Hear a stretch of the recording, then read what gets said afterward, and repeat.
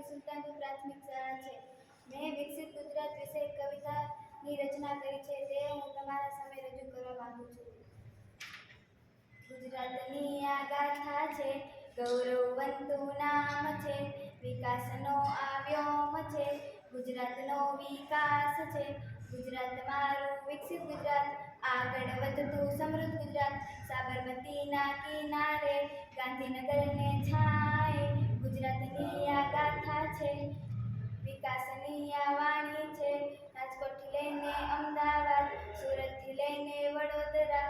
ગુજરાતની આ ધરતી છે, દેશની આ પ્રગતિ છે, ખેતી, ઉદ્યોગ, શિક્ષણ, આરોગ્ય, ગુજરાતનો વ્યાપકતા છે, દેશની એમાં આશા છે.